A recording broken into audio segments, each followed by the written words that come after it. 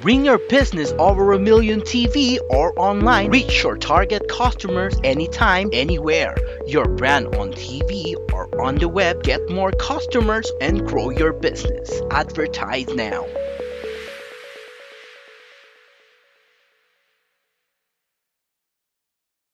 Gusto nyo bang makilala ang inyong business, kumita, sumikat at maging patok online or TV? Get more customers and grow your business. Advertise now.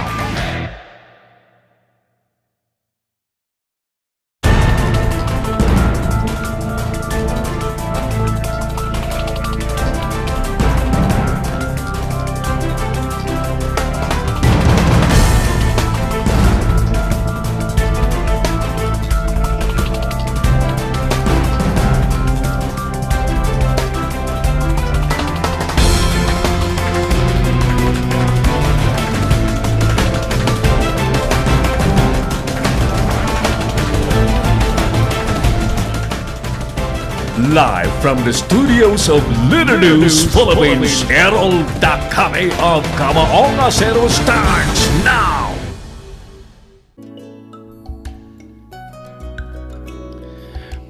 Kaibigan, unahin pa rin po natin ang ating panalangin.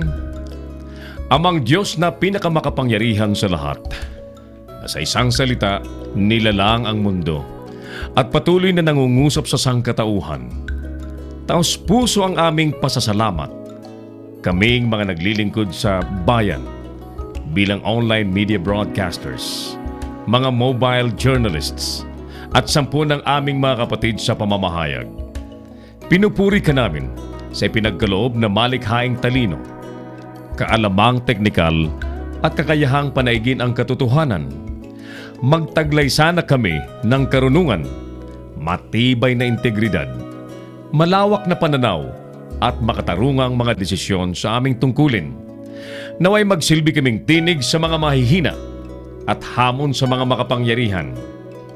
Tagapaghatid ng kaalaman at kaliwanagan sa mga nagugulumihanan. Tulungan niyo po kami na magampanan ang aming mga propesyon sa pinakamataas na antas, lalo't higit sa panahon po ng kasalatan, kakulangan ng oras at matinding kompetisyon. Patatagin niyo po kami laban sa mga tukso na sumang-ayon na lamang kung ano ang nakakarami, maghaka-haka, makisama sa mali at ang magmadali. Tulungan niyo kami, ang mga manonood, mambabasa at mga taga-suporta, na magampanan ng aming papel na ang katotohanan at kagandahan ang manaig sa online media.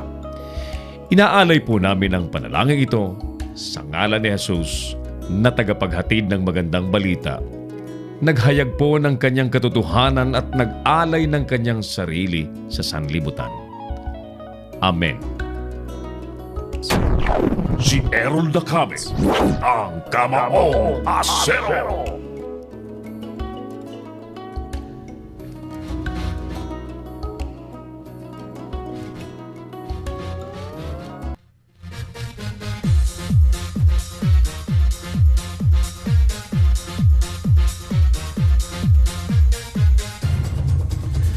Palasyo, kampanting ipapaaresto pa rin si Trillanes. Kampo naman po ni Trillanes may plano na sakaling tuluyang ipaaresto ang senador. Search and rescue operation sa landslide sa Itogon sa Benguet na tapos na. Mga nakaligtas naman na pamilya mula sa killer landslide sa Itogon, Benguet nakauwi na. 77 mga mag-aaral sa Zambales na lason ng macaroni salad. Rehabilitasyon ng mga paaralan dapat na raw madaliin. Typhoon Paeng inaasahang aalis na po sa Sabado. 53 milyong piso nasungkit sa Grand Lotto Jackpot. At sa ating tanong sa bayan, mga kapatid, sino na ngayon ang dapat paniwalaan sa isipo ng 6.4 na bilyong pisong droga sa magnetic lifters? Ang Pangulo pa ba o si Senador Gordon? Magandang gabi po sa inyong lahat. Ako na po ito si Errol Dakame. Welcome po sa tigasing palatuntunang Kamaong Acero na sumasa niyo po ng live mula po dito sa studios ng Leader News Philippines. At napapanood po siyempre on HD quality sa buong mundo. Ngayon pong araw ng Huwebes, 27 na po sa buwan ng Setyembre taong 2018. Kasama po natin ang buong person ng Leader News sa Philippines News and Current Affairs team. Ang ating operations, creative and live streaming, headed by Engineer Oliver Licop na nasa remote controlled area pa rin. At sa studio nandito po si partner Alas Oliver sa control, habang ang production department po natin ay sinasamahan po tayo ni producer head writer Angeline Valencia. Kasama po natin siyempre ang ating mga masipag na tagapag-ulat na nasa kanilang mga signbeats, at tayo po ay once again ay ready na pong maglingkod sa ating mga viewers sa buong mundo at sa buong kapuluan. At mulit-muli, siyempre, iniimbitahan po namin ang ating mga suki na tagapanood na pakilike po ninyong muli ang ating FB page ng Leader News Philippines. At isubscribe nyo rin po ang ating YouTube channel ng Leader News Philippines. At sumali po kayo sa ating talastasan. Sa palatuntunan ng ating itinatanong sa bayan ay, sino na ngayon ang kapanipaniwala sa isip po ng 6.4 billion pesos na droga sa magnetic lifters? Ang Pangulo o si Gordon? Si Errol Dacame, ang Kamaong Asero. Hi sa mga nasa Metro Manila, mga nasa karatig na lalawigan, at syempre sa mga natatraffic pa rin sa mga oras pong ito. Mga kanina pa ho nakalabas ng kanilang opisina pero natitenga ho sa mga traffic, sa mga pangunahing lansangan, mga nasa sasakyan, pribado man or pampubliko. Diyos ko pong mawain, kailan kaya matatapos ang penitensya ng ating mga kababayan sa Metro Manilang nagsusumakit po sa hindi matapos-tapos na problema po sa trapiko. Nandyan pa rin pa ba si Tugade sa DOTR? Ang dami-dami po mga Pilipinong humihingi na nasibakin si Tugade. Bueno, mga kaibigan, dun po sa mga nais sumali ng live sa ating programa, tawagan niyo po ang ating studio sa 0927-494-2175. Para sa mga Globe users po yan, samantalang yung mga smart subscribers ay pwede po kayong tumawag naman sa 0949-7365-1000. Si Errol Dacame, ang Kamaong Asero. Batiin muna natin ang isang maligayang kaarawan. Happy birthday ang ating kababata, ang ating kabarangay kababayan, si amigong James Brocales dyan sa Pasig City. Pasig ba yan o Mandaluyong? O again, amigong James, kababata James Brocales, happy birthday. At maut kong humalawig pa ang sa imong buhay hanggang 100 years old. Ngani ang sa imong pamilya, ang sa imong mga aki, magabayan mo siyempre.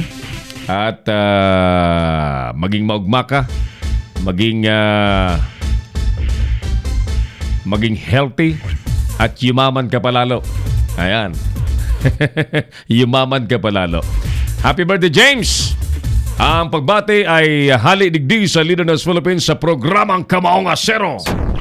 Si Errol Dacame, ang Kamaong Asero. Alright, sige.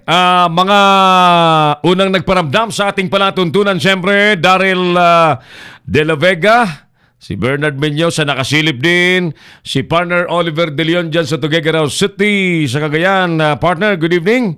Sabi ni Daryl, magandang gabi po Sir Errol, konsulta na kami, Sir Oliver Licop at sa lahat ng mga nanonood.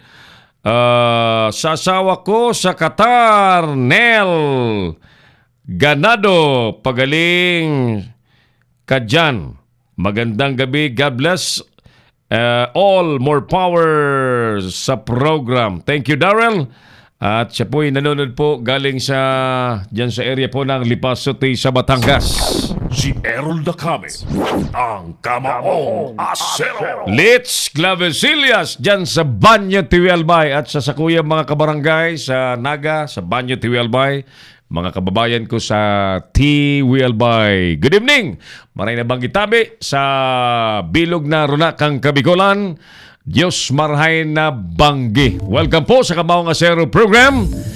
At ulitin natin ang ating survey question sa gabi pong ito. Sino na ngayon ang kapanipaniwala sa issue po ng 6.4 billion pesos na drug issue sa magnetic lifters? Ang Pangulo ba o si Senator Gordon? Si Errol Dacame, ang Kamaong Asero. Sabi ni War Against Drugs, this government is very confusing. Customs and the President himself stated that hindi drugs ang laman ng magnetic metal containers. Ayan na nga po, ang latest na statement po ni Senador Richard Gordon na Committee Chairman on Blue Ribbon at nag-imbestigaw sa issue ng nawawalang droga sa magnetic lifters at yung mga magnetic lifters ay natagpuan pong abandonado na sa Cavite. Ang sabi ni Richard Gordon, Senador po ng Bayan, positibo, may droga yung mga magnetic lifters. Si Errol Dacame, ang Kamaong Asero. Pero alam niya naman po, may sinabi na po ang Pangulong Duterte na wala daw, walang drugs. At yun din po ang sinasabi ng PNP. Ang PIDEA, ang sabi, positibo, may drugs. So, ang paniniwala po nila, nagsisirculate na sa buong Pilipinas yung bulto-bultong droga. At ngayon, bagong statement na Senador Richard Gordon, ayon sa kanilang investigasyon, lumabas na may droga ang magnetic lifters. Ngayon, sino na ang dapat paniwalaan? Ang Pangulo o si Gordon? Si Errol Dacame, ang Kamaong Asero. Mga kaibigan, 54 minutes after 7, reports na muna tayo sa pagpapatuloy po ng ating palatuntunan. Attorney Robles, ipinagtanggol daw si Senador Trillanes. Alamin na natin ang mga nangyari dyan sa Senado ng Republika ng Pilipinas na binabantayan ni partner Jojo Sikat. Ready ka, partner Jojo? At kami po ay ready na rito sa studio ng Leader News Philippines. So mga kaibigan, heto po ang live report mula sa Senado, hatid sa atin ni partner Jojo Sikat. Paring Jo, magandang gabi sa iyo. Pasok ka! Mga kasama niya, bumisita today. Ano naman, everyday naman dumadalaw. Iba-ibang ng background to show the support for him. Samantala sa panayam nagbatigas naman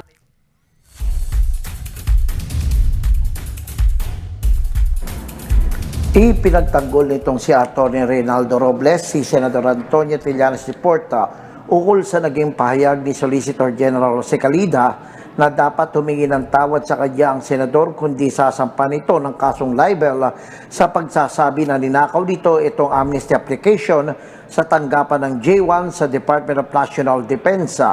Sa panayam sa Senado, sinabi ni Robles na dapat si DND Secretary Delpin Lorenzana ang humingi ng tawad kay Calida sa halip na si Trillanes. Paliwanag ng abogado ni Trillanes, ibinase lamang ng senador ang pahayag nito sa ginawang pag-amin ni Lorenzana na si Calida ang humingi at kumuha ng amnesty application ng mambabatas. Sa kabila nito, sinabi ni Robles na karapatan naman ni Calida kung nais nitong sampahan ng kaso si Trillanes. Ayon kay Atty. Robles, Ang dapat i-address ni Solicitor General Calida si Secretary Lorenzana. Si Secretary Lorenzana nagsabi na siya yung unang humingi o kumuha ng mga papel ng amnesty na Senator Trillanes. But he's threatening to file a libel charge against the senator if he doesn't. Karapatan niya. Pero as far as you're concerned, yung sinabi ni Senator, hindi likely. Well, he was just actually referring to an earlier statement of Secretary Lorenzana. samantala inamin naman ni Robles na nakahanda na si Trillanes sa anumang mangyayari, subalit inamin ng abogado na ayaw talagang makulong ng senador. Ayon kay Robles, I think he's coping very, very well under the circumstances. I think he's ready for whatever will happen to him. Siyempre, ayaw din niya na makulong. I mean, natural naman sa atin yun. Kaya lang, if that is the price he has to pay for standing up and yun nga, fighting for sa tingin niya kung anong tama, he's ready for it. Alam Sir, naman niya na pwedeng gawin sa kanya yun. Yung mga Magdalo Group, mga kasama niya, bumisita today. Ano naman, everyday naman dumadalaw. Iba-ibang Magdalo Group. To show the support for him. Samantala sa panayam nagbatigas naman itong si Trillanes na hindi ito ihingi ng tawad kay Solgen Calida. Ito si Jojo Sicat para sa Leader News Philippines, nagulat.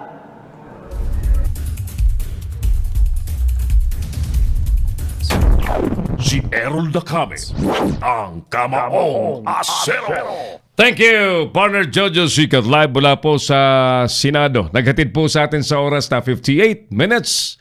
Makalipas po ang alas 7 ng gabi. Ulitin natin yung ating survey question, mga kapatid. Sino na ngayon ang dapat paniwalaan sa isip po ng 6.4 billion pesos drugs sa magnetic lifters? Ang Pangulo ba o si Senator Gordon? Si Errol Dacame, ang Kamaong Asero. Ang magang sagot ni War Against Drugs, I think it would be better if we walk over those containers again and put it on test by a better and a very much reliable forensics like from the FBI or foreign country investigating body, just to compare their results with ours. Sabi po yan ni War on Drugs. Si Errol Dacame, ang Kamaong Asero. Naghihilo din po sa ating palatuntunan si Joseph Gonzales Reyes at si Eileen dyan sa General Trias sa Cavite. Si Errol Dacame, ang Kamaong Asero. Tuloy-tuloy tayo sa ating palatuntunan at batiin nating muli ng happy 40th founding anniversary ang mga kaibigan natin, mga veteranong mga mamamahayag na mga opisyalis po at kasapi ng Central Luzon Media Association Incorporated na magdidiwang po ng kanilang anibersaryo ng pagkakatatag bukas hanggang sa Sabado. So ayon po sa nai-chat sa atin na programa, 2 araw po yung kanilang aktibidades. Starting tomorrow, there will be a media forum with the provincial and city officials.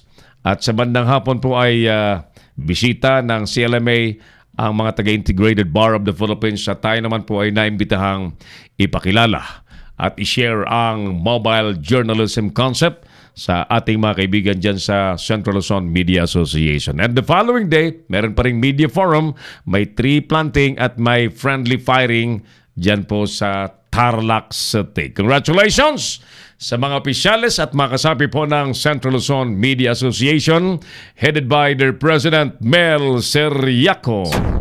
Si Errol Dacame, ang Kamaong Asero. Magandang gabi rin siyempre sa mga kasama natin sa Hukbong Federal ng Kilusang Pagbabago na pinamumunuan naman po ng ating founder, Chairman President Kadoming, Tatay Doming Aspiras Cañero at yung ating mga kasamahang opisyal po ng ating partido. Si Attorney Milanio Batas Mauricio, siyempre yung ating Vice Chairman, Vice President at Legal Counsel. Ang sa ating Secretary General ay si Roy. Kumusta ka dyan, Roy? Sa Quezon City. At si Executive Director Jawar Sandoval na nasa Indonesia at siya po ay nangakong uuwi sa bansa sa ating mahal na bayang Pilipinas by the first week of October at makikipagkita raw sa atin. Welcome! Welcome, Ambassador Jawar Sandoval. At magandang gabi sa ating mga kasamahan sa Hukbong Federal ng Kilusang Pagbabago na wala pong ibang adhikain ang suportahan po ang good governance ng administrasyong ito at itulak din po ang konsepto ng federal government. Si Errol Dacame, ang Kamaong Asero. Ernalyn Ka-Ingles Goles. Nanonood po sa atin. Sabi niya, hello, si Angie Puso sa Cavite. Nanonood din po sa atin. Thank you, thank you. Ulitin natin yung ating survey question, mga kapatid. Sino na ngayon ang dapat paniwalaan sa isipon ng 6.4 billion drugs na nasa magnetic lifter at naipasok sa bansa? Ang Pangulo ba o si Gordon? Ang mga paninindigan magkakaiba ha. Ang Pangulong Duterte, inanunsyo, walang droga. Ang sabi ng PIDEA, meron. Ang sabi ng PNP, wala. Ang sabi ni Gordon, meron. Diyos ko pong maawain, ano nga ba? Ano nga ba ang katotohanan? Si Errol Dacame, ang Kamaong Asero. Alright, 8:03 in the evening. Isa pang report ang ating pakinggan. Panukala ni Soto. Umani po ng katakot-takot na batikos. Pakinggan natin at panoorin po ang report ni Nolan Ariola. Yes, Nolan, magandang gabi sa iyo. Go ahead, please.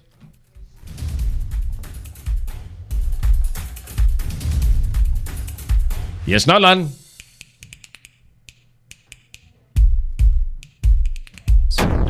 Si Errol Dacame, ang Kamaong Asero.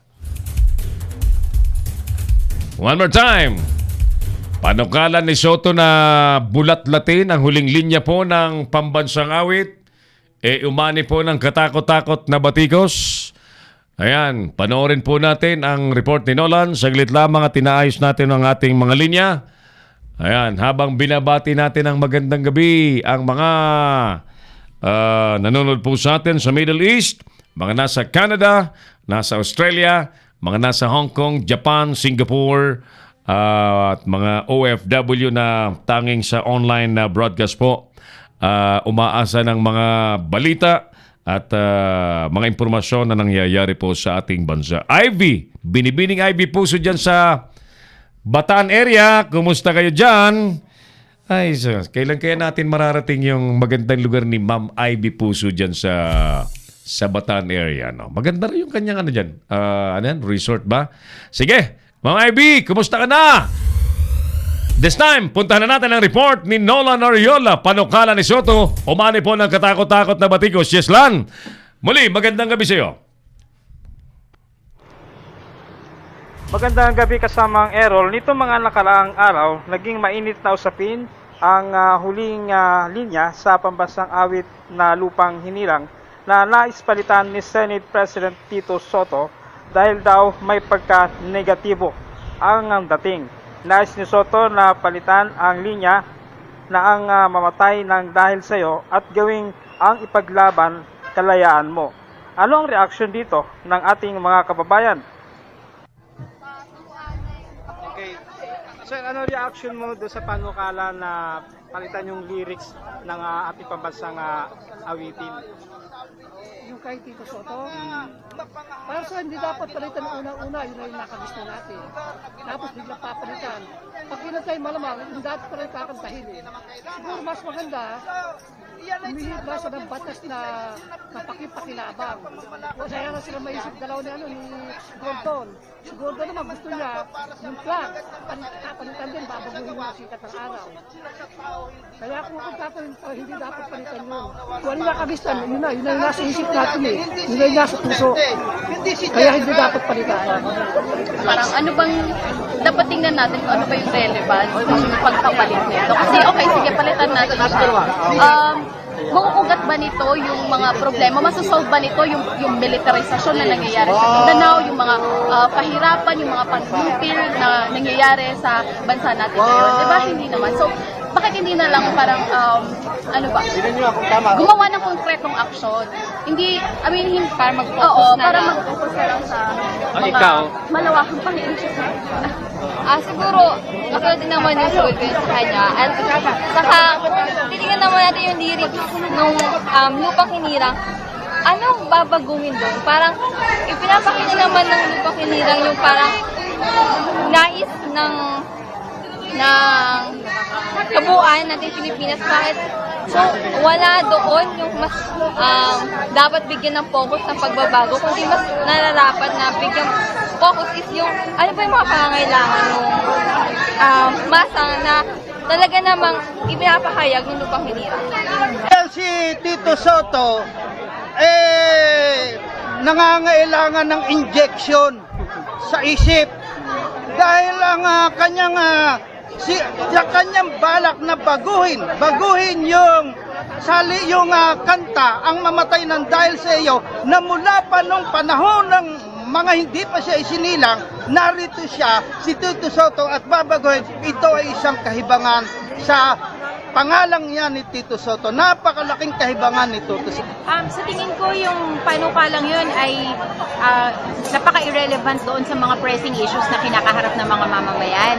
At sa tingin ko yun ay isa lamang pamamaraan para i-divert yung attention ng mga tao doon sa papalaking hanay ng mga mamamayan na pumapalag na laban sa creeping dictatorship ni Duterte. Kasi kung tutuusin, ano ba yung kahalagahan nun kumpara sa napakataas na presyo ng bilihin na hindi na kaya ng mga ordinaryong mamamayan, no? So, dahil yung lupang hinirang ay isa sa mga awitin na alam ng bawat Pilipino, at pagka pinanukala mo yung pagbabago doon, makukuha mo talaga yung atensyon pansamantala ng mga tao, no? So nagtataka ako kung ano ba yung yung saysay, no, nung ganung klaseng kung babaguhin mo para saan, para kanino, hindi naman yun yung hinahangad na pagbabago at reforma ng mamamayan.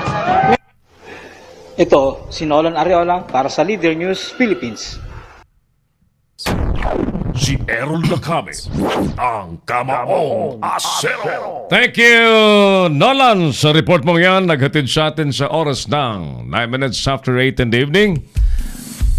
Happy Fiesta po sa mga may piyesta ngayong araw. Alam niyo naman po sa Pilipinas, ganyan eh. May lalo yung mga Katoliko, Kristiyano, di ba? May kapistahan, may mga patron na pinagdiriwang kapistahan. Happy Fiesta po sa inyo. Tanging paalala po natin sa mga kakain, mga tumatagay at hindi makapigil sa sarili, do it in moderation. Pati yung pagkain eh. Mahirap po at masama yung masyadong nagpapakabusog. Biblically, ang tawag po dyan ay gluttony. Gluttony. Anong ibig sabihin ng gluttony sa Pilipino, sa Tagalog? Huwag masyadong magpakabusog, yung bundat na bundat. Ang pagiging bundat ay resulta po ng salitang yung kakain ka na hindi nakain. Lamon. May naalala tuloy ako eh. Lamon daw eh. Saglit lamang.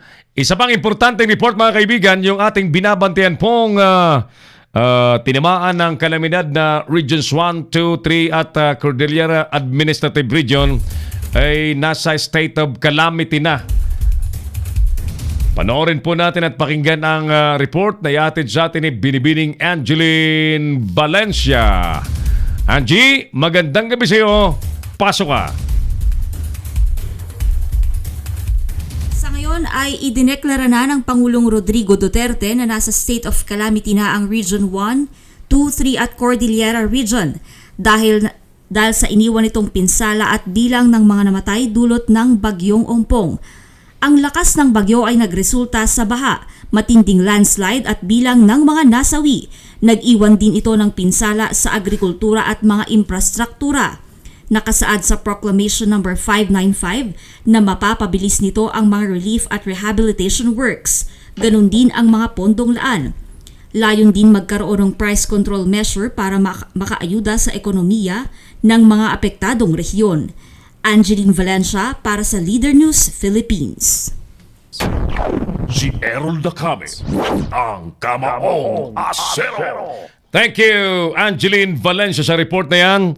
Ang positive impact niyan, syempre, yung mga probinsya at mga rehiyon na mayroon pong pwedeng gamiting calamity funds ay magagamit na po nila para pondohan, tustusan ang mga pangangailangan na may kaugnayan po sa rehabilitation, mga relief operations at kung ano pa mga kaugnayan po sa pagtulong, pag-ayuda po sa mga naapektuhan ng Super Typhoon Ompong. Alright. Di ba kagabi, kausap natin si Cagayan Governor Manuel Mamba. Ganun din po ang kanilang ginagawa. Pero dyan po kasi sa Cagayan, habang si Governor Mamba ay nagsiservisyo, may mga sahog pang politika. May mga isinasabay na pamumulitika ng mga ibang nais pong makabalik sa limelight ng politics dyan sa Cagayan. Si Errol Dacame, ang Kamaong Asero. Good evening, Pastor Ram Gambawa, ang ating head anchor ng Bible Cafe dito po sa Leader News Philippines. Sabi niya sa atin, hello po Sir Errol, more power po sa inyo, shalom. Thank you, Pastor Ram. Mamaya po ng kaunti, mga alas 9 po ng gabi, ang tabayanan po ninyo ang Bible Cafe. Ang programa po ang kapupulutan nyo ng mga biblical wisdom, mga godly righteousness ideas and aral, learnings, no? Diyan lamang po sa programang yan. Wala pong iba. Hindi niyo po mapapanood sa ibang mga television shows. Dito lamang po sa Bible Cafe sa Leader News Philippines. Chris Angel dyan sa Saudi Arabia. Hello din. Anong sagot mo, Chris Angel, sa ating tanong? Sino na ngayon ang dapat paniwalaan sa issue ng 6.4 billion pesos na drugs sa magnetic lifters? Ang Pangulo ba o si Senador Richard Gordon? Si Errol Dacame, ang Kamaong Asero. Ayan, ang ating tanong na inihahain po sa hapag ng ating mga kababayan. Good evening din kay Primong Iking Ike Bumoyo dyan sa TV Albay. Sir Rafi Bianson sa... Nasaan ba si Sir Rafi? Sa Katarman? Nasa Katarman ka ba, Sir Rafi Bianson, ang ating kaibigang public servant din na wala pong public office? Private office pero public servant, na ang puso po ay lagi pong nasa pagtulong. Wala pong pinipiling tao, wala pong pinipiling panahon, basta may kailangan tulungan. Ang pangalang pwedeng banggitin ay Rafi Bianson. Si Errol Dacame, ang Kamaong Asero. Mula po kay Ilocos Region, on Senator Soto, lupang hinirang lyrics, dapat ang mamatay ng dahil kay Pepsi Paloma.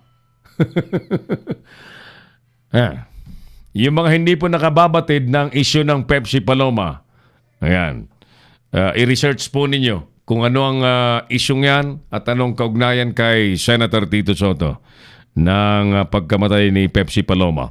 Ninang Pinsan Nelly Cope, nanonood po sa atin. Thank you, Ninang, sa panonood at kumusta sa pamilya mo? At sa mga kababayan natin dyan sa Tabaco City, sa Albay, marahay na bang gitabi? I'm sure nagdi-dinner ng pamilya. Avic Remulia, ate, ano rin yung saysay ng pinagsasabi niya na na-divert sa paghihirap ni President Duterte, lahat ng mga panibago o panukala, lagi divert ang word niyong alam, pati naman na yung sa bayang Magiliw ni Soto, Duterte pa rin ang sisi. Ayan. Tacloban po, Sir Errol Dacame. Sabi ni Sir Rafi Bianson, nasa Tacloban pala si Sir Rafi. Nakabalik na pala sa Tacloban City. Kumusta dyan yung ating kumpadring si Hil Tamayo, ang station manager ng Radyo Aguila, DWTA 99.9 sa Tacloban City. Namimiss natin yung boses ni partner Hil Tamayo. Abangan po ninyo sapagkat meron tayong exclusive report na binabantayan at ginagawa si Mike Paul Marquez patungkol po sa 17 mga elementary female pupils na pinagsamantalahan, binastos, binalasubas, ginawan po ng katarantaduhan ng isang lalaking teacher diyan po sa Calbayog City. Si Errol Dacame, ang Kamaong Asero. Exclusive, lalabas po yan dito sa Kamaong Asero sa Leader ng Philippines. Kung hindi man bukas, next week. Sige, antabayanan po ninyo. Sino ba itong gagong teacher, lalaki, ay ginawan po ng kabalbalan yung 17 mga estudyante niya? Naku po, Diyos ko. So, ang balita ko po, may warrant of arrest na ang gagong yan. Kausap ko kanina si Provincial Director Nicolas Torre at kinumpirma niya nga na hawak na nila yung warrant of arrest at may isang issue na mas kahindik-hindik. Yung nagtatagong suspect na teacher, allegedly, may mga usap-usapan po sa Calbayog City na kinakanlong daw po ng isang siraulong politiko dyan. Ayan. Ayan, pinapafollow up ko yan kay Mike Paul Marquez sa Calbayog City nang mabatid natin ang eksaktong mga detalye at nais po nating matulungan ang pamilya po ng 17 elementary pupils na kababaihan para ang hustisya po ay makamtan nila. Si Errol Dacame, ang Kamaong Asero. Shailene Cantina, watching from General Trias, Cavite. Magandang gabi po, sabi niya. Nel Ganado naman ay naka-emoji siya na may mga puso sa mata. Anong tawag doon? Ha? Si Nel Ganado sa Qatar. Good evening, Nel. Ernalyn Ka-Ingles Goles. Nako po, dapat ang focus ni Senate President Soto yung problema sa bansa kaysa dyan sa national anthem. Ayan, sabi ni Ernalyn. Josel Moran, thank you for watching our show. Si Errol Dacame, ang Kamaong Asero. 18 minutes after 8 mga kaibigan, balikan natin ang ating survey question. Sino na ngayon ang dapat paniwalaan sa isipon ng 6.4 billion pesos na drug sa magnetic lifters? Ang Pangulo ba o si Senator Dick Gordon? Sumali po kayo sa ating talasdasan dito po sa ating programa. Pabor, kontra, sino man po, ano man po ang inyong nasa damdamin, yan po ay garantisadong bibigyan natin ng puwang dito sapagkat importante sa atin ang nabibigyan ng pagkakataon, nabibigyan po ng tinig ang ating mga kababayan. Yan po ang ating pakay dito sa ating program. Alright, isa pang report. May isa pang report si Jojo Sigat, ano? Si Boyet. Sinong nandyan? Ha? Alright, sige. This time, may report si Bernard Benyosa, ha? Saglit, ha? Handa lang natin yung ating signal sa lugar ni Bernard Benyosa.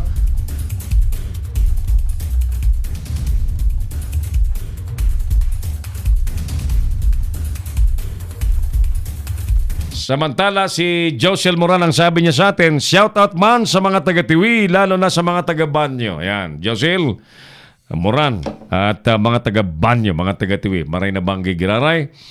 Kumusta ka mo dyan? At we just wish na everything is okay.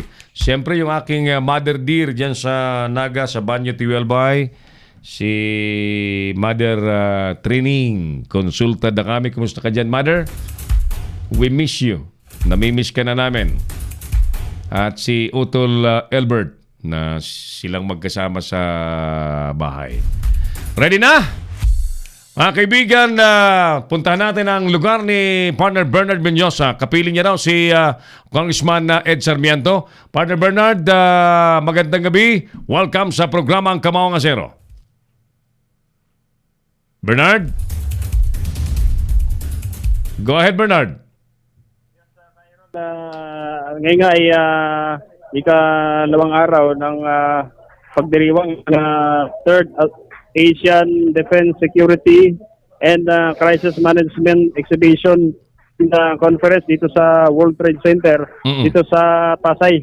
At kagabi nga ay nakasama natin si Pangulong Rodrigo Roa Duterte, kasama si Secretary Osap Bongo, kasama na rin si General Esperon.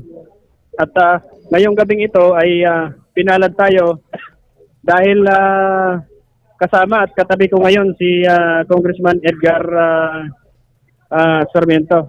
Siya yung first district ng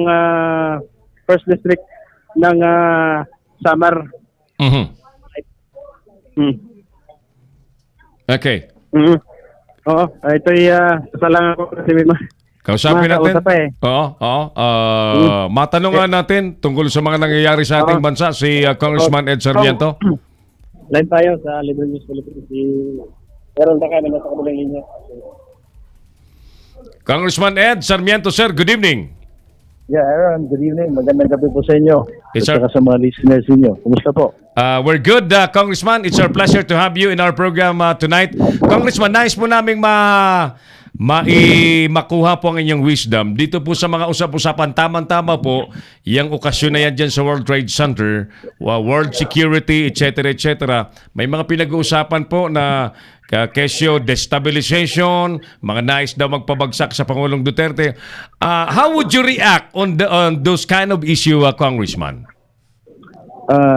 Alam mo, Ron, itong tanong mo, we have the authorities right now, really it's headed by OIC Secretary Anya of the ALG.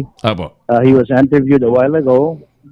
Of course, may mga info silang nare-receive. It has to be verified really. At sa akin naman, for the good of the country, wag naman sana. Kasi sa totoo lang, we have to allow the democratic process to make sure to follow its course kasi we cannot allow again disruption. Maraming problema po sa Aaron. Tama po, tama. And in fact, issues like that brings fear to the investors, Congressman. Yes, Aaron. Yes, sir. Yung mga kahalintulad na isyang sabi ko, sir, ay hindi maganda sa pandinig at pananaw po ng mga mamumuhunan ng mga investors, sir. Totoo yan, Errol. Mahirap yan kasi ang number one indicator po natin, mahirap. Kasi yung currency natin, is the first indicator. And once there's anything about destabilization, this is slide further. So sana naman all stakeholders just have to be careful, analyze kasi ang implication natin ay sa buong bansa po. So I am again appealing that we should have the responsibility that whatever statement it has to be verified kasi what has to be addressed right now is to help the president bring this country forward. Opo. Ano po ang pwede niyong maipayo sa ating mga kababayan siyempre na of course maaring magpanik, maaring may mga reaksyon na iba-iba, Congressman?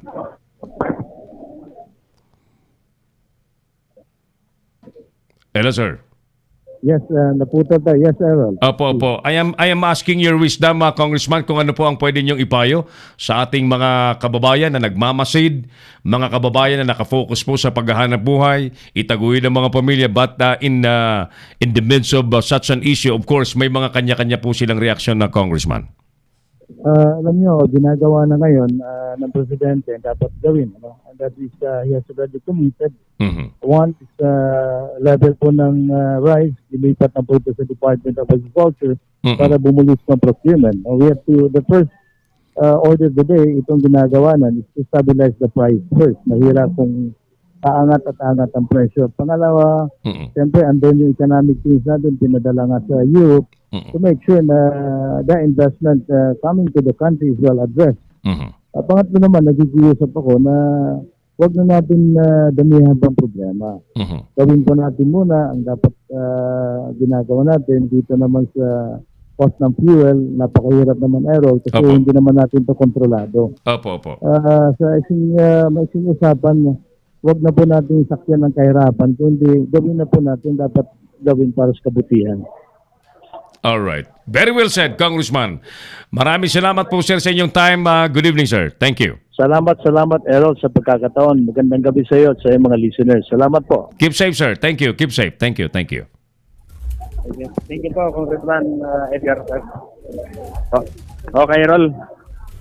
Yes. Ito, isa lang din natin ito si Sir Ricky Ko. Siya kasi yung organizer itong nagpapatuloy ngayong event at bukas yata yung highlight event dito sa isinagawang 3rd Asian Defense Security and Crisis Management Exhibition.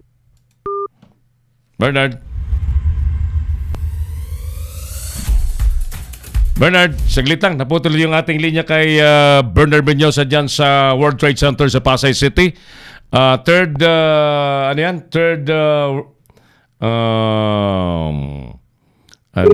World Security and Crisis Management event.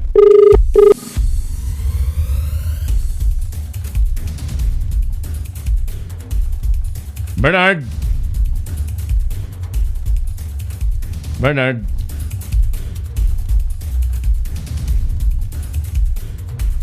Yeah, kausapin mo muna yan. Okay, balikan natin. 27 minutes after 8.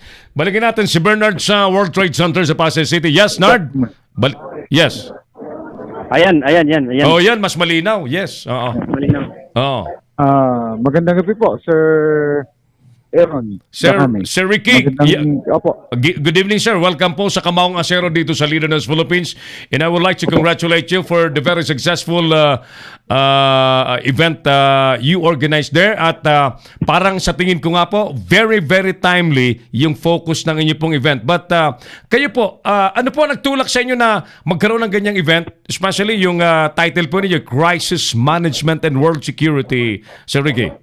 Yes, magandang gabi po sa lahat ng pakinig nyo. Ito pong inorganize namin po is para po sa seguridad dito po sa ating bansa. At hindi lang po para seguridad ng ating bansa. Ito po ay naglalayon din dun sa mga drone, no? Yung unmanned aerial vehicle drone system, no? Ito po kasi karamihan po iniisip pagka-drone, ginagamit po lang natin to sa minsan pag-atake or pag-surveillance. Ay marami na rin pong usage to mga to, no? Ginagamit din po natin to para minsan sa mga weddings. So, video production. Yes. Dapat lang po natin i-believe na pag ito yung nasa tamang paggagamit po natin, ito yung malaking tulong para sa atin lahat, no? Lalo po sa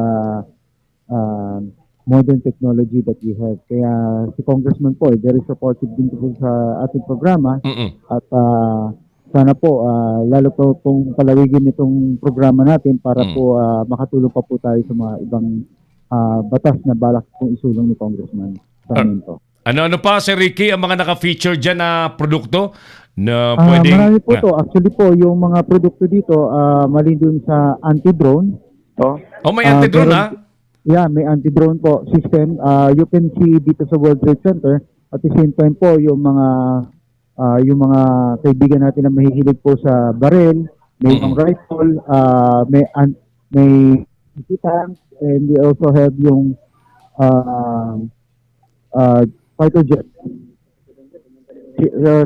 Sa tunayan po, si Presidente po, gabi, nandito po, bumisita rin po sa World Trade Center. Nabalitaan ko nga nandiyan si Presidente at si Sap Bongo. By the way, alam mo yung mga makabagong drone ngayon, napakalaking tulong sa aming mga nasa media production, especially yung mga gustong may mga aerial shots, mga amazing shots at mga top view ay nagiging realistic dahil sa mga drone na tulad niyang sinushowcase nyo dyan, Ricky, sa event ninyo.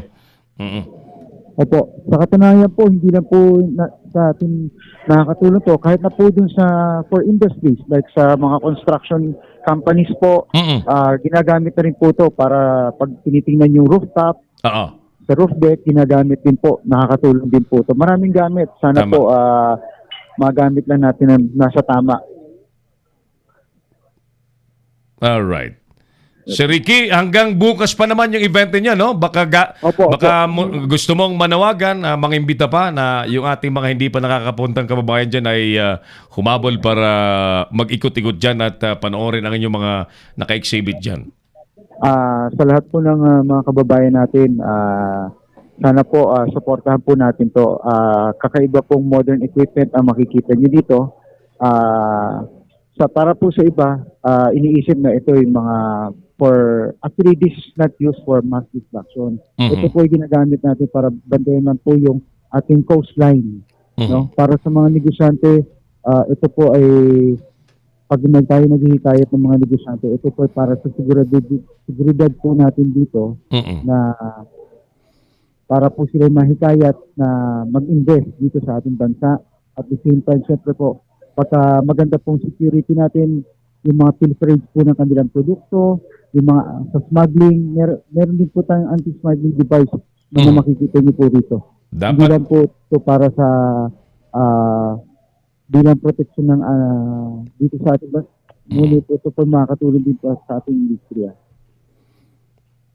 Alright. Congratulations, Sir Ricky, sa magandang objective ng inyong event dyan. At naway makita yan ng ating mga kababayan, pati na ng ating gobyerno na may mapapakinabangan dyan ng mga gadgets, mga equipments na magagamit sa paglilingkod sa sambayan ng Pilipinas. Sir Ricky, maraming salamat. Good evening po. Maraming salamat. Good evening po. Ganda, Tyrol. Yes. Yes. Oo, at maraming bisita kanina. In fact, na kapanayam din natin. Namili ka na ng ano? Siguro humaplos ka na dyan ng mga makikintab na baril, ano?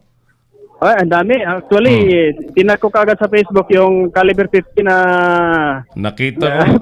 Nakita ko nga yun, no? Naghahanap lang ako ng isang kaibigan na mag-sponsor. Si Alas, pilian mo nga dyan ng 45 na double barrel. Para bumili ng caliber 50. Alam mo, may sponsor sa akin.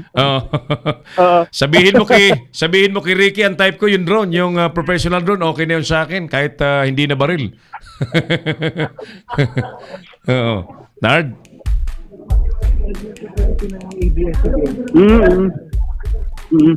Ayan.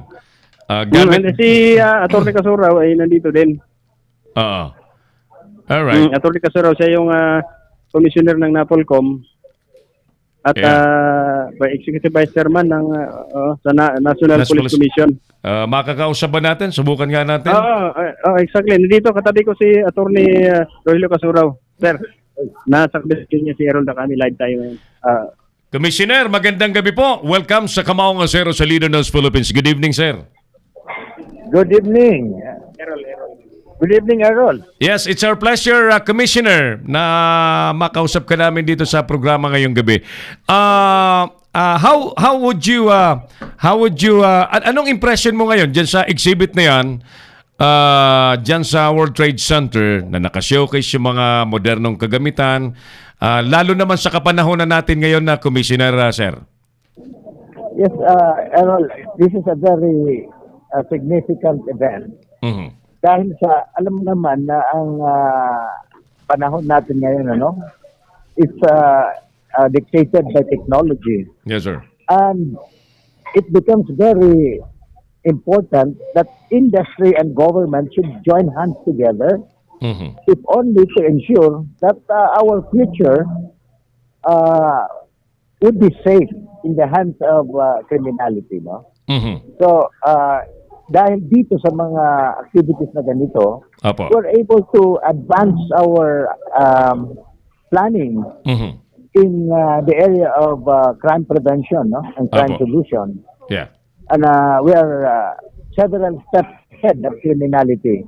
Huwag tayong magpapaabot o kaya malalampasan ng mga activities ng mga kriminal kasi kawawa ating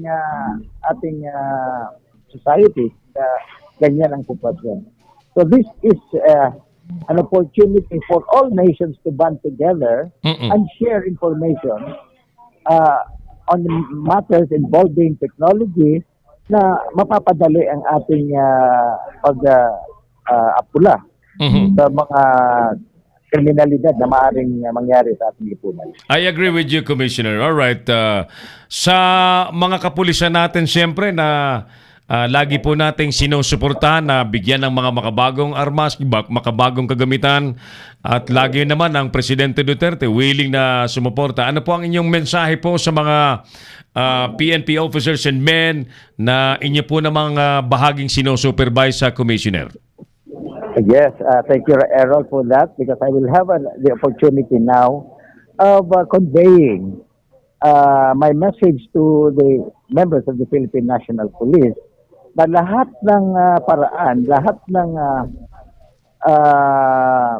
strategies ginagawa ng ating gobyerno, specifically by NAPOLCOM, kung paano sila makakapacitate, kung paano sila mabibigyan ng sapat na assistance sa larangan ng law enforcement. Yes. Sa pamamagitan ng pagbibigay sa kanila ng pinaka state-of-the-art na mga gamit para mas lalong mapadali at mapaigting ang kanilang trabaho sa pagkikipagtapalaran sa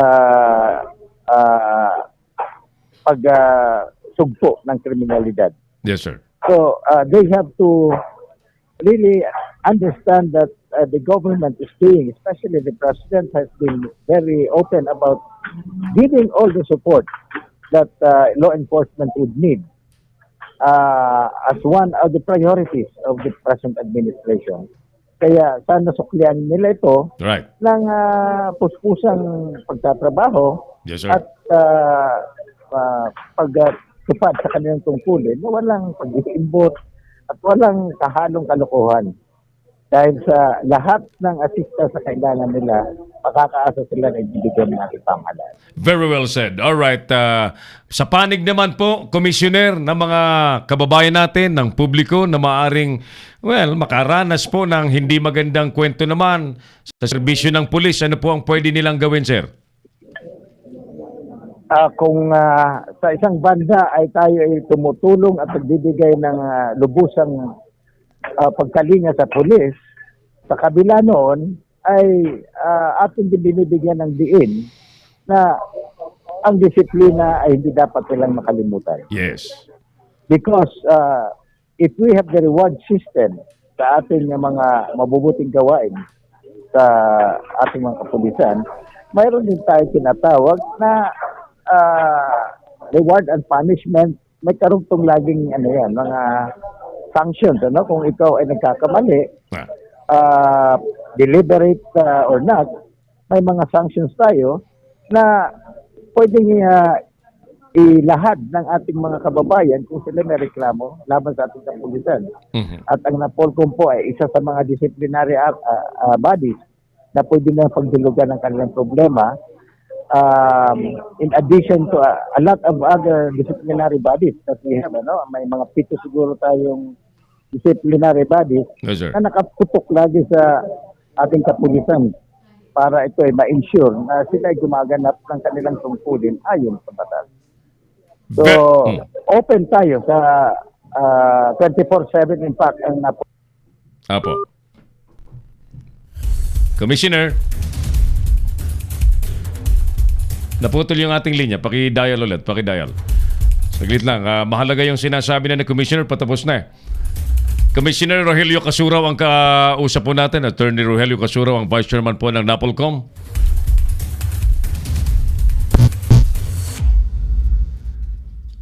Balikan natin si Bernard.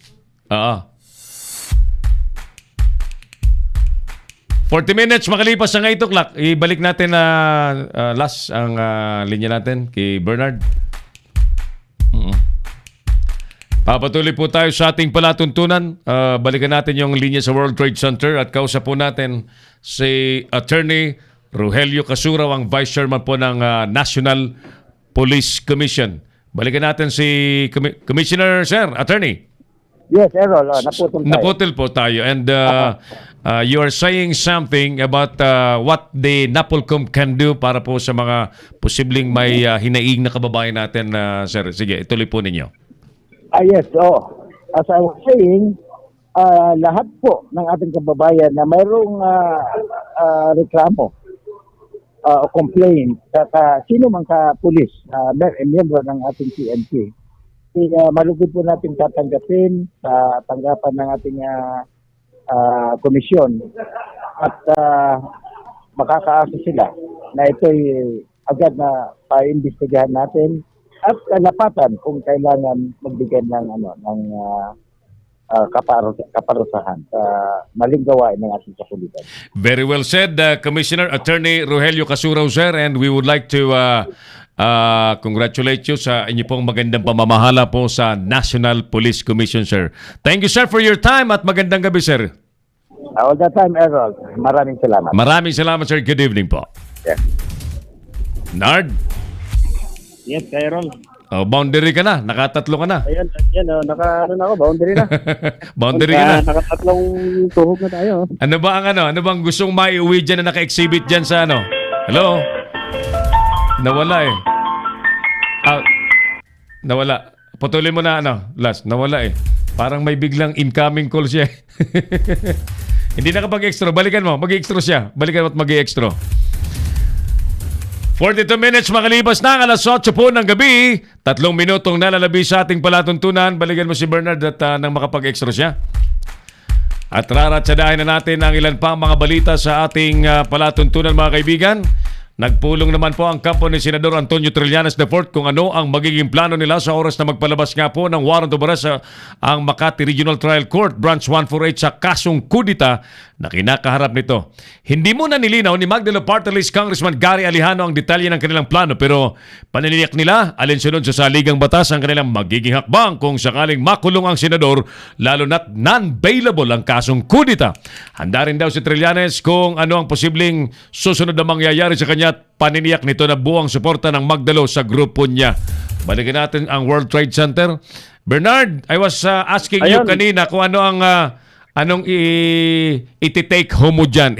Yung Green Beret. Titake home ko sana yung Caliber 50. Ang problema, walang maging sponsor. Akala ko ang problema. Pero ang magandang balita rito, dahil narinig ko si Presidente kagabi. Actually, maraming media kahapon tanghali. Pero hindi nila alam kung anong oras si Presidente dumating. Balita ko na. Na sila, dumating si Presidente mga alas 7 ng gabi hanggang alas 12 ng gabi. At tanging ako lang yung naroon kagabi. Ako lang ang nag-cover. Exclusive yung Leader News Philippines kagabi? Oo, galing. Exclusive. Galing. Nandun si Secretary Bungo. Sana kinunan mo pala ng reaction si Secretary Bongo na nasa ilalim siya ng survey ng Pulse Asia. Kagabi sana, sayang eh. Di ba, kaso hindi ako makaporma dahil kunting kwentuhan na namin at hinihila kagad siya, no, kanya mga bodyguard followers. Okay. Congratulations dyan kay Ricky ko ba ang pangalan niyan? Si Ricky? Ricky Ko. Meron din itong sariling construction companies. At ito nga, binibuild up na rin niya at nagkaroon din siya ng pagkakataon na ibida yung kanyang kumpanya sa ginawang pagtitipon dito ngayong gabi. Very good. Sige, Nard, maraming salamat sa effort mo dyan sa World Trade Center. Apo, with that, Kairol, mula pa rin dito sa nagpapatuloy na 3rd Asian Defense Security and Crisis Management Exhibition and Conference dito sa World Trade Center sa Pasay. Ito si Bernard Ligyoso nag-uulat sa Leader News Philippines.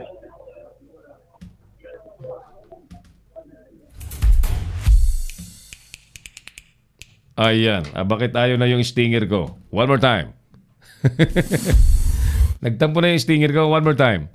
Ayaw na talaga. Ha?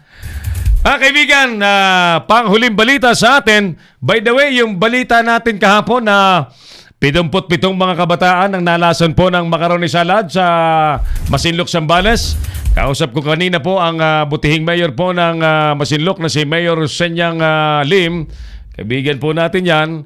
Ang kanyang binalita sa atin kanina na nakalabas na sa ospital yung mga nadala sa ospital ng mga kabataan na nakakain po at nalason, nagsuka ng makakain po ng macaroni salad sa isang elementary school dyan sa Masinloc, Zambales. 77. At ang kanyang aksyon sa kantin na nagtinda po ng siguro panis ng macaroni salad ay kanya na po itong ipinasara. Ayan. Ayaw talaga yung stinger ko. Bueno, mga kaibigan. Samantala, yung panghuli nating balita. Eto. Dun po sa mga hindi naniniwala na may jackpot sa loto. Eto, dapat maniwala kayo. Ito ang balita, mga kaibigan. Mahigit 53 milyong piso ang jackpot prize na naiuwi ng isang mananaya matapos tumama sa Grand Lotto 655 kahapon. Ang winning combination po ay 34, 9, 28, 24, 19 at 42 na napanalunan ayon po sa PCSO. Bukas naman magkakaroon ng pinakamalaking premyo sa Ultra Lotto 658. Posible manong pumalo sa halos 770 million pesos ang jackpot prize bukas. Mas malaki ito kumpara noong 2010 na umabot po sa 441 million pesos. Kaya pala alas ang daming nakapila ngayon sa mga outlet ng Lotto. Bukas 658 Ultra Lotto, ang premyong nakataya ay 770 million pesos. Ay, okay na lang ito sa akin. Itong butal na ito, 70 million. Dami na nang natin magagawa dito sa Leader ng Philippines, ano? Kakabili na tayo ng kung ano-ano, mga 5 drone. 70 million, no? So, sige po. Ang maganda po dyan kasi habang tumataya po sa Lotto ng PCSO, wag sa wedding sa PCSO, nakakatulong na po kayo sa mga humihingi po ng medical assistance kasi 30% po dyan is being allocated to charity medical assistance sa ating mga kababayan. Yan po ang kaibahan kaysa tumataya po kasi wedding at kung anong mga illegal na sugal. Sa Lotto na lang kayo tumaya sa PCSO at yan po at least may kakibat pong charity works. At siyempre yung 70% napupunta po yan sa mga papremyo. Kumusta po sa ating kaibigang General Manager Alexander Alex Balutan, retired general. Ayan, salamat pala sa PCSO sapagkat lahat ng ating recommendations, mga referral ng panghingi po ng medical assistance ay pinagbibigyan at pinagbibigyan po ni General Alex Balutan. Thank you, sir. Thank you. Bueno, mga kaibigan, maraming salamat po sa inyong lahat. Sa ngalan po ng Long Ridge Philippines, ng PQC Paint Depot, ng Burgosco Auto Parts, at ng TPC Telepreneur Corporation, at syempre ng ating mga tagapag-ulat ng mga umod sipag. Sa ngalan po ng ating mga kasamaan sa News and Current Affairs, live streaming operations and creative headed by Engineer Oliver Lico, alas Oliver in the control at the studio. At sa production side po si Angeline Valencia, ang ating producer, head writer. Kaibigan, ako pa rin po ang inyong Kamaong Asero, si Errol Dacame. Maraming salamat. God bless Pilipinas! Inyong napanood ang mga batas na banat ni Errol Dacame sa Kamaong Asero. Abangang muli dito sa Leader News Philippines.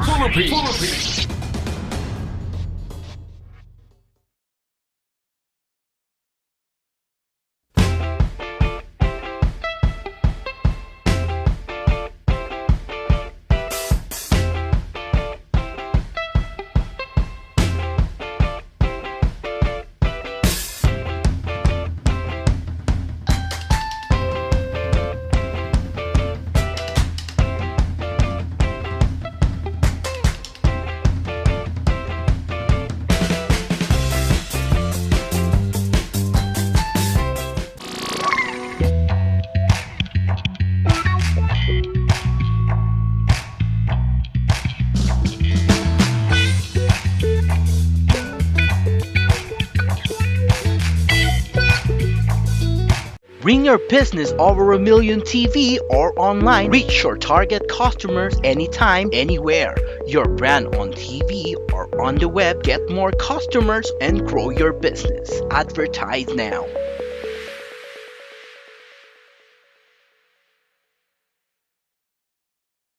Gusto nyo bang makilala ang inyong business, kumita, sumikat at maging patok online or TV? Get more customers and grow your business. Advertise now.